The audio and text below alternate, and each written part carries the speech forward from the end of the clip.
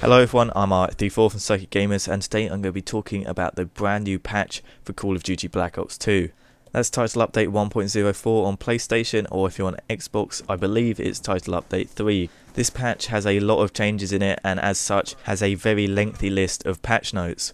So like last time, I'm not going to go through all of them. If you do want to check out the list in its entirety, unedited, then I will put a link in the description to a page on my Black Ops 2 guide that contains all of the patch notes, both present and past, and I will be keeping it updated through the year, so if you are watching this video at a later date, there's probably even more patch notes on there than there were at this time.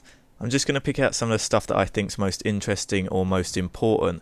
Not only are there a lot of fixes and changes for bugs and general issues, there's actually a fair few changes to equipment, kill streaks and weapons. I'll get onto those stat changes later in the video. I'm just going to start with the bug fixes. Firstly, they've added more security system enhancements. Now, this is no doubt going to be a fairly regular thing. They're just going to play cat and mouse with the people that are trying to hack Black Ops 2 and just patch up things that are causing issues. They fixed the awaiting textures issue on PlayStation 3.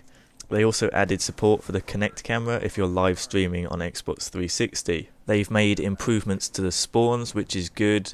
The 3-second rule that they were really bigging up before launch certainly hasn't been working 100% of the time. I've definitely been killed very soon after spawning, so it's good that they are making an effort to fix the spawns. Improvements to theatre mode and live streaming. Theatre mode is also back, which is really good. All of the games were still there as well. They've also added in hardcore kill confirmed into public game mode rotations. You can select it, it's got a playlist of its own. Personally, I've never been a massive fan of hardcore, but for those of you that enjoy hardcore and kill confirmed, you are in luck. And now onto the balance changes they've been making.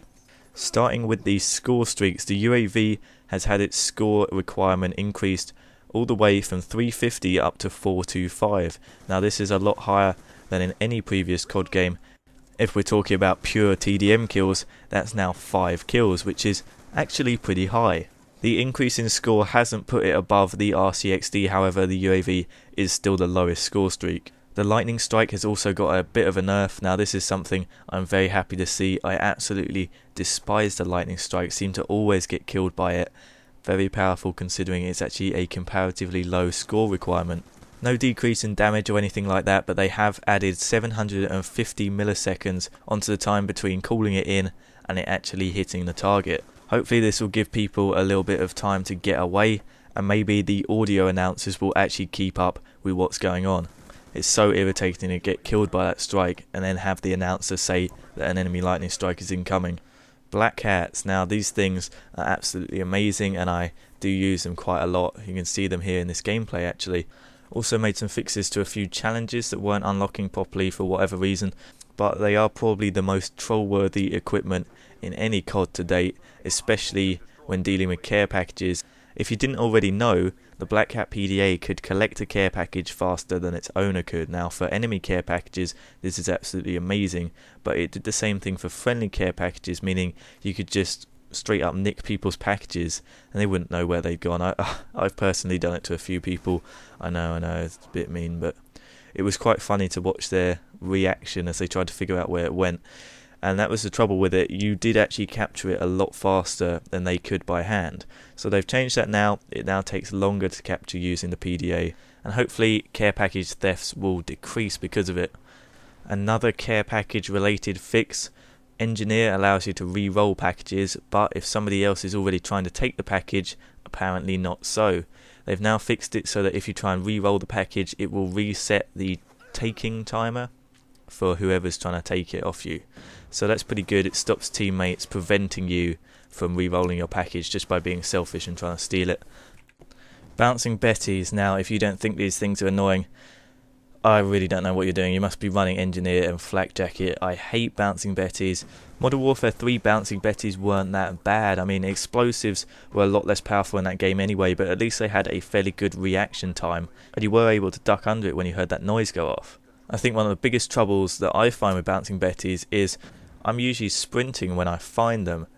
So I hit prone as fast as I can, but of course that just causes me to dolphin dive, which is at perfect height for Bouncing Betties to explode and kill you anyway. They've now added a 200 millisecond delay between trigger and activation. Now that's just under the average human reaction time added onto it. So that could be a good amount of time to add onto it, but I still think they will be quite a big problem. Sensor grenades have got a buff. They've increased the range, the frequency, and the amount of time that players will appear after the explosion, which is actually pretty good. The concussion grenades have got a nerf. It's decreased the movement penalty and turn speed penalty when hit. Really don't know why this has happened. Concussions, that's the whole point of them. They should have done that to the flashbangs.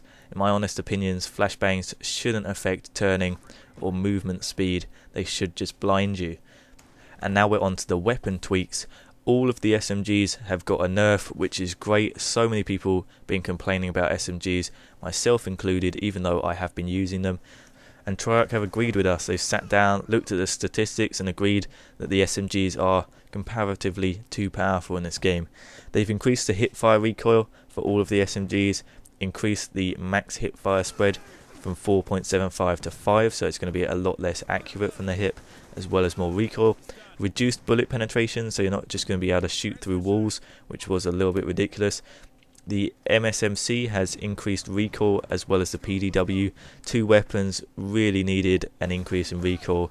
Very little pre-patch. I have been using the PDW because of its lack of recoil, so that's a bit annoying for me, but I do agree that it did need a bit more recoil than it currently has. Assault rifles have less idle sway now, so that means that you should be able to use them for longer range aiming, like they're supposed to be used for. The M8A1 has reduced lethal range of 3-hit kills from 250 to 50 inches. Now that is a massive decrease in range, so you're not going to be able to kill in one burst unless you are very close to the enemy. M8A1 plus select fire has increased recoil, as well as the FAL and select fire, which was really needed. Whoever thought that the FAL plus select fire should have 0 recoil, well, I mean, what were they thinking? I've been using it a lot in league play, and it's a very powerful weapon. The SWAT 556 plus select fire also has increased recoil, and the MTAR has increased auto aim, although it has only been increased, so it's in line with other assault rifles. No idea why it had less auto aim than the others. Sniper rifles have also had a nerf. They have a much larger hipfire spread, and all sniper rifles plus the laser sight have increased hipfire spread as well, so you're no longer going to be able to no-scope as easily. As well as that, the XPR50 has increased recoil. Finally, onto the pistols. Both the B23R and the Cap 40 have reduced headshot multipliers, both reducing from 1.4 to 1. So basically headshots make no difference to damage anymore. Very annoying if you are going for those headshot medals. I'm currently trying to do the B23R, and the fact that you can't kill with headshots unless you pump several bullets into their head is very annoying. And that was pre-patch when it actually had a multiplier.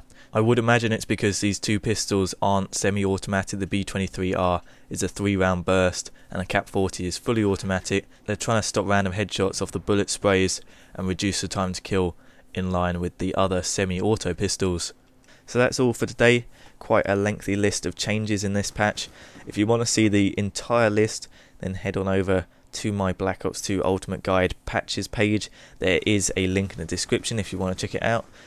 Otherwise, that's the end of the video. If you enjoyed the video, please leave a rating, comment any of your opinions and questions, and if you want to keep up to date with Black Ops 2 news, and you haven't already, make sure you hit subscribe. I shall see you next time.